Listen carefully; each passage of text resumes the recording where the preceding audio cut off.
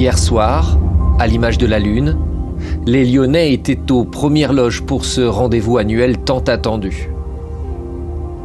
Avec pour débuter, au-dessus du parc de la Tête d'Or, une pluie d'étoiles. Et l'espace d'un instant, l'impression d'être au centre du monde. Pour ce ballet, 500 drones se déplacent comme un vol des tourneaux, une chorégraphie millimétrée.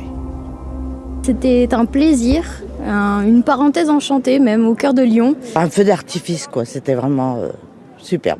Et c'est quand même remarquable que chaque fois ils arrivent à trouver quelque chose de différent et là ils ont allié à la modernité et c'est quelque chose qui nous emporte ailleurs.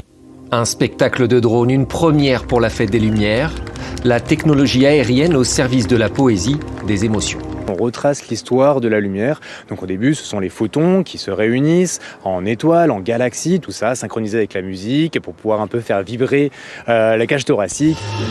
Voyager en déambulant, en skate ou en dansant, au gré des 23 œuvres disséminées dans la ville. Les spectateurs sont parfois venus de très loin, spécialement. Montréal. Vous êtes venu de Montréal? Oui, canadienne. C'est original, exceptionnel. Bon, c'est gratuit. En plus. Et place des terreaux, c'est même gourmand. Avec l'indice et ravioli, un menu de la semaine projeté sur les façades. Hommage burlesque aux mères lyonnaises, ces cuisinières qui ont marqué la gastronomie locale. Les scènes sont un peu folles, les couleurs vives, c'est accrocheur, un peu déstabilisant aussi. Mais le message, je le vois pas, là, à part bouffer. C'était burlesque.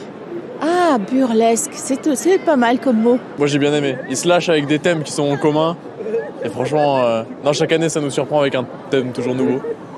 Prendre le large, s'évader, tout en restant au cœur de la ville. D'ici lundi soir, jusqu'à 2 millions de visiteurs sont attendus à Lyon.